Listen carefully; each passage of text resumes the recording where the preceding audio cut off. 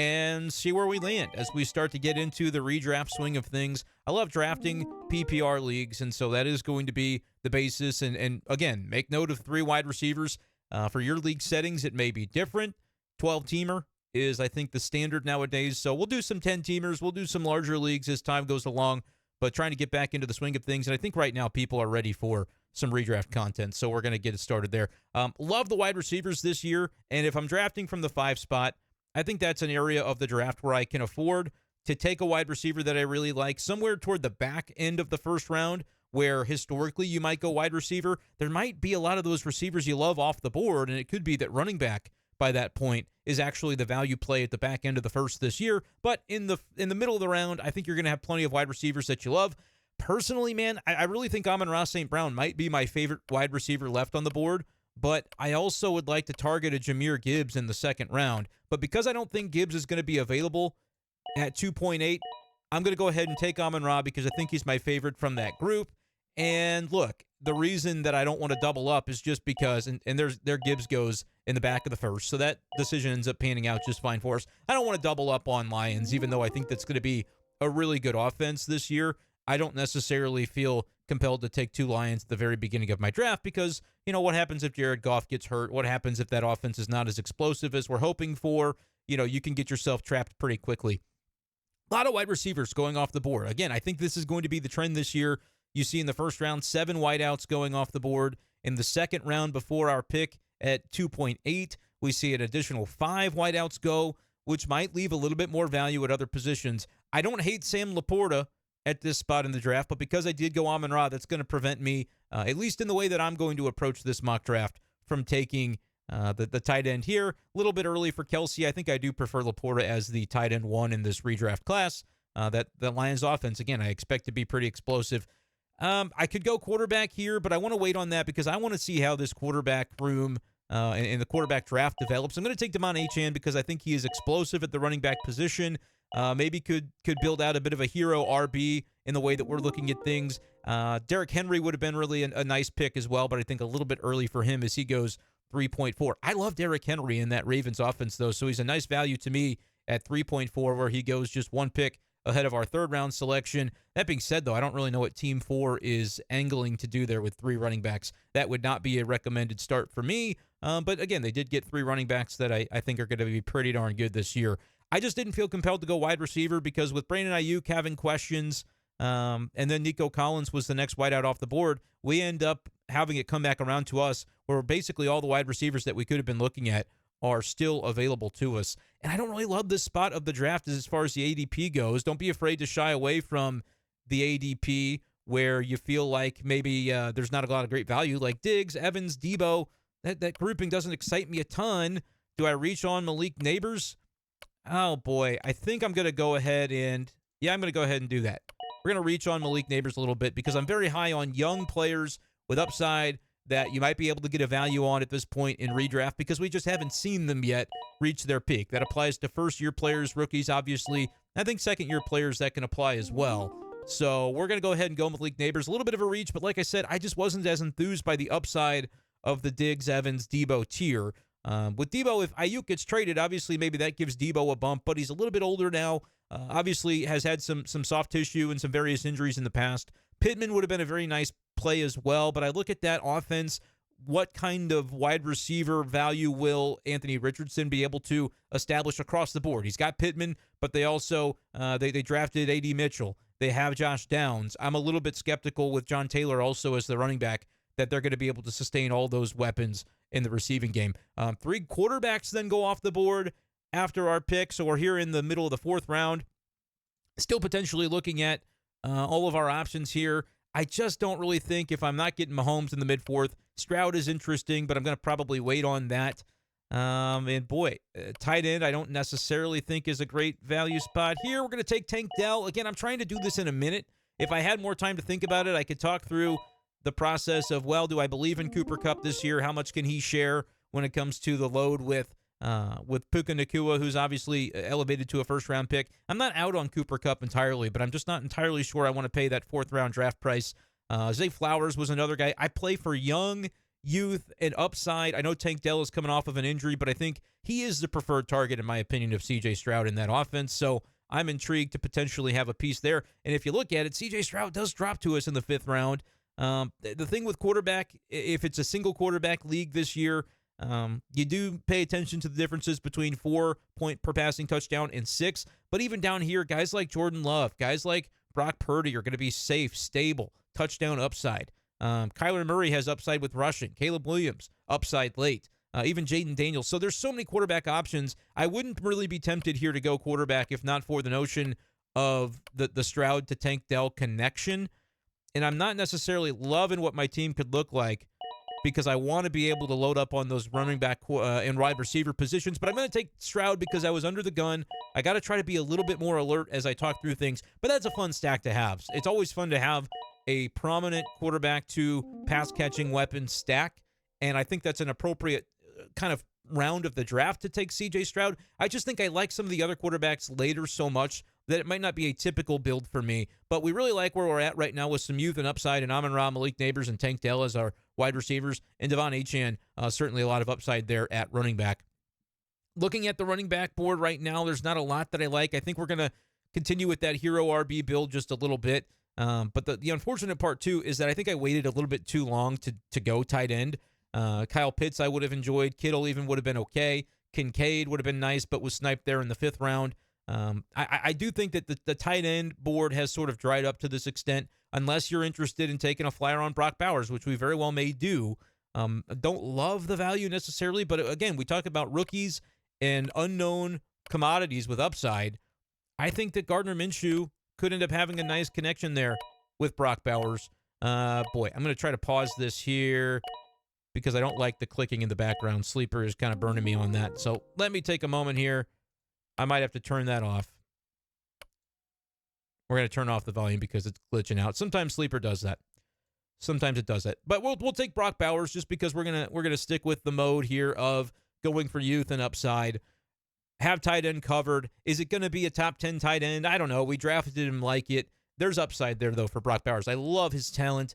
The landing spot is such that there's not a lot of obvious weapons in that Raiders attack. If he should end up being the safety blanket for the quarterback, maybe Brock Bowers in PPR ends up being a nice value there late. I don't love it in the way this draft is unfolding. I feel like I'm at least getting guys that I can stand behind and guys that I like.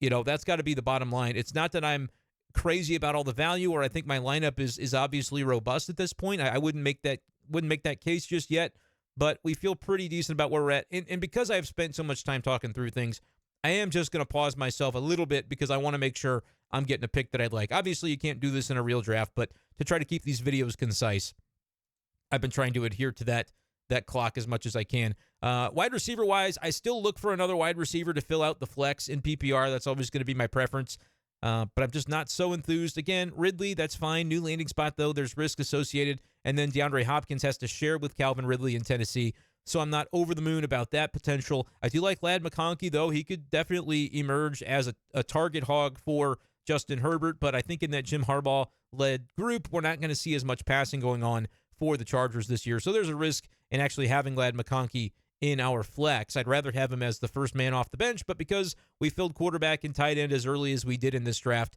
you make those sacrifices. At running back, it's a little bit weird. Let's go ahead and take it the running back board because I understand I only have one right now and probably need to fill out the second spot eventually, but this is sort of dead zone-y to me. The Swift, Pollard, Harris, Raheem Mostert, Zamir White maybe could be okay, but I don't want two Raiders. Nick Chubb, there's injury risk there. This feels very dead zone-y to me. So my likelihood is to wait another round or two on running back and to say, I'd rather take a plunge with Javonte Williams, not because I think he's going to be better than Swift or Pollard, but because I think I've got them all in about the same bucket and I can get a Javonte around later. Could I totally flame out on Javonte if the new coaching staff doesn't appreciate him and they want to go with Jaleel McLaughlin or something crazy? Yeah, that could burn me. Audric Estime could burn me. But I'm not going to be spending up on a Javonte. Same thing with Austin Eckler. Do I think he's got high upside in that Commanders room? No, not necessarily, but this is PPR, and I know the skill set of Austin Eckler with a rookie quarterback could be that he catches some dump-offs. If the Commanders tell Jaden Daniels, hey, look, you're great. You using your legs is great, but we also got to keep you upright and healthy. Don't be afraid to dump it off to Eckler. That's why we paid for him. that could be the way that ends up going. And Eckler as a high floor RB2 could be perfectly fine. I like Jonathan Brooks, but he's coming off the ACL. When's he going to be helpful? Trey Benson. I put Trey Benson in that Austin Eckler tier because I believe that behind James Conner, Trey Benson is going to be a pass catcher that can be utilized in PPR. Jalen Warren could do that. Zach Moss could do that. Tyjae Spears could do that alongside Tony Pollard. So I'm going to ignore running back for a little bit longer, and that's the reason I grabbed Achane at the beginning, because I wanted to emphasize that I can just have one guy that I feel has home run hitting ability and has upside. But after that, we're going to take a breather on the position. And so that's the way we're going to continue to approach this. DeAndre Swift would not be a bad pick in this round, but it's basically just the style that I want to take in drafting out my team that has us going Ladd McConkey here instead. And we're going to continue to stack our bench with upside receivers. The goal is one of them hitting home and allowing us to slide that receiver into the flex. If it's not Ladd McConkey, that's okay. We're hopeful that we can find another guy. We're going to continue to draft youth and upside so that on a weekly basis we feel decent about the possibility of having a good flex there. Nick Chubb, I want to check out his recent injury stuff. On the side at practice, he's still not really ramped up, remaining without a timetable to return. If this was a bench spot that I was selecting, I would be a little bit more willing to take a plunge on Nick Chubb in the 8th round. But because I'm still trying to seek out a player that can start for me, Eckler is interesting. Trey Benson is interesting. I think I'd rather have Trey Benson at cost, but we have to sort of guess, is he going to make it to us in the next round? And, Benson is a little bit down there. There's still Tyjae Spears. We feel okay about it, but is there a wide receiver that's just so obvious to us that we want to make sure not to miss out on? I think Jameson Williams is that receiver to me, so I am going to stash him away and just hope that one of our running back options fall to us here. You could have done that in the other order if you preferred, and Eckler does end up going. Could I have gone Eckler? He's ranked a little bit higher in ADP in terms of where those guys are listed by Sleeper, which can influence people drafting. So maybe I could have gone Eckler if I was going to then come back and take J-Mo. But if I preferred J-Mo and wanted to make sure I got him on my team, which this is a little bit of an iffy pick because Amon-Ra St. Brown is obviously also a Lion, and I said don't double up. But we're talking about doubling up with your 8th round pick rather than, 1st and 2nd round pick. So I don't mind that, and J-Mo is off my bench, so if he ends up being someone that emerges, he's almost kind of a safety blanket if something happens to my 1st round pick, Amon-Ra, so I don't have a problem with that either. Trey Benson, though, seems to be the obvious pick to me here. You could go Spears. I think he could immediately have a little bit more of the lion's share in Tennessee. I think it'll be a pretty split backfield with Tony Pollard, whereas I think James Conner probably dominates the touches early, but I think Arizona spent a high draft capital on Trey Benson for a reason, and because he is a bench he's not my bench bat. He is my RB2. So that just tells me, okay, I need to maybe get a little bit more certainty with my 3rd RB, a guy who I know is going to see the field, just in case Trey Benson's not playing right away. I can at least pivot to having somebody that's going to get playing time. And Gus Edwards could be an interesting candidate for that. Says likely back for training camp with an undisclosed injury. It's the Chargers of it all. I don't love this offense enough to maybe take a second piece of it. I already do have Ladd McConkey. But Gus Edwards could sort of be the touchdown fiend there for the Chargers if they're going to give him a lot of opportunity running the football. I don't necessarily hate that pick. Not a ton of high upside there. We are in the range where it wouldn't necessarily be crazy to take a backup quarterback, and Jaden Daniels would be my choice if we were to go that route. I prioritize the rushing upside of Daniels more than taking a stack shot with Herbert and Ladd McConkey. I definitely prefer Jaden Daniels in that position. Other running backs later, though, that I think could be viable in terms of pass-catching fiends, like Zach Charbonnet could honestly be an interesting guy there. I am going to have to pause. Let's see if I do it in time. Just barely did it in time. And we'll go ahead and do this. Let's just remove this player because we'll give ourselves another minute. Well, that didn't work out very well. They took Curtis Samuel the first time. They'll take Corum this time. I wasn't going to consider him here, although I do like him. That'll give us a little bit more time. And the clock's not running, but that's okay. And we're just kind of taking a look at the board. Again, I like Gus Edwards okay, but I don't believe in the upside personally. So why would I pick him if I'm not absolutely in on him? Another interesting guy here could be Tyler Lockett, who's a favorite of mine over the course of his career. I think he gets less opportunity this year for sure, but if we're talking about having wide receivers that we could plug into the flex, I don't think he's necessarily a crazy choice or option in that regard. I also could grab a Cole Kmet, who I'm high on in terms of the tight end room, to kind of pair with Brock Bowers to say, hey, one of these guys I think could be viable. I am going to go ahead and do that, actually, because Kmet is maybe the last tight end that I really have some value on. I think he could be a nice weapon for Caleb Williams, the rookie quarterback there in Chicago. So I don't mind doing that. I don't mind rostering a second tight end. I wouldn't do it with a 4-man bench, but with a 5-man bench, I think I can live with that, and I'm okay with it. We definitely want to grab at least one more running back because, again, right now Trey Benson is our RB2, and a lot of people might say that I couldn't live with myself if that was the case. I'm a little bit more willing to go into a season with that situation. If week 1 Trey Benson only plays 15 snaps, he still might catch 3 passes for 17 yards, and it's not a great day. Maybe he'll run the ball for 15 yards. All right, 3 plus 1.5 plus 1.7, you at least got 6 points out of it in PPR. It's not great, and you'll want to reevaluate for week 2, but I think even those guys that don't play a lot, if they're pass catchers, they may not kill you. So I'm going to say between Chase Brown, Jerome Ford, Zach Charbonnet, that's kind of the tier I'm looking at here. And personally, I think Chase Brown is a better player than Zach Moss, so that's where I'm going to go. I think at cost, I'd rather have Brown, and Moss went a couple of rounds earlier as part of that Cincinnati backfield. I like some of what we saw from Chase Brown late last season. And again, we're talking about upside value. Maybe we haven't seen the best of a player at this point in his career. He's a second-year guy. I think Chase Brown, that certainly applies to him. So we'll take him as our third running back, and we're not afraid to maybe take one more. But we do want to add another wide receiver if we can as well. And this is really in the tier where you can just take a shot. You could not be afraid to scroll down necessarily. And, there's a number of rookies and guys that I think are interesting, but we're not really ready to do it just yet. We're going to see if there's anybody else at the running back spot. Jaden Daniels went, so we're not really needing to grab another tight end. We've already got not another quarterback. We've already got 2 tight ends, so we won't go there.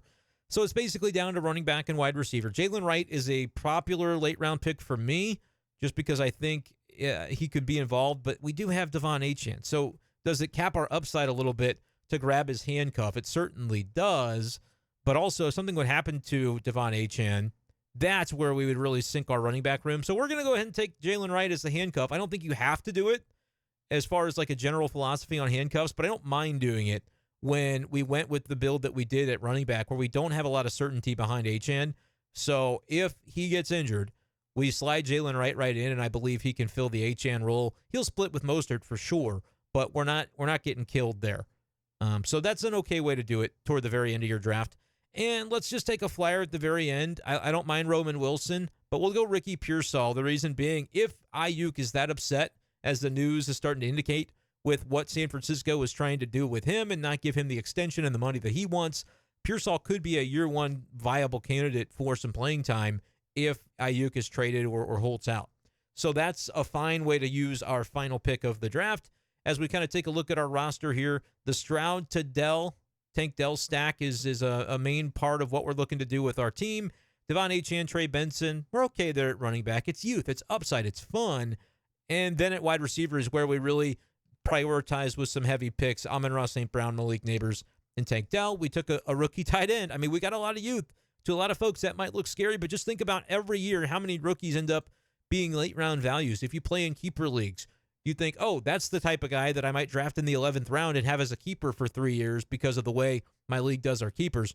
I always want to draft those guys in redraft because my belief is that my ability to work the wire, my ability to entice other league mates with trade offers for young guys who might pop and they don't want to miss out, that FOMO becomes very real in the first few weeks if you have a rookie that's popping off. I might be able to trade up in terms of round value. I might have drafted a rookie in the 10th, but I can trade him for a more known commodity that was drafted in the 6th or 7th round. Like Jordan Addison going in the 6th round, I'm a big fan of, but what if my rookie pops? My Ladd McConkey pops from a round later. Or, you could take a look at, so maybe I draft A.D. Mitchell, which I didn't in this case, but if you had, and he pops off early, people might go, oh my gosh, he's the truth. And say Jordan Addison has a down week 1, because Sam Darnold's their starter at the beginning of the year and he's not finding a connection, and people panic on Jordan Addison. Well, we already know Jordan Addison's really talented. There are leagues where that's possible. If A.D. Mitchell has a great week 1, catches a touchdown, maybe he goes 3 for 78 yards and a touchdown, and people are enamored by that 17 PPR points, whereas Addison might get shut out in week 1, that's a trade that could possibly happen. After 1 week of football, you just made a 4-round jump. So that's why I always am targeting these these young players that could potentially pop early. And if they don't, I'm okay with it because I'm pretty satisfied with my starting lineup as long as I can make it through those first few weeks with a win or two, and then start to work the wire and work trades. I still feel like the upside is undeniable with this team. So let me know what you think. Let me know your thoughts on this draft board in general. And let me know, too, what kind of draft you think I should do next as we continue to work these mock drafts on the channel throughout the season. Subscribe if you enjoy this content, and we'll see you next time on the channel. Peace.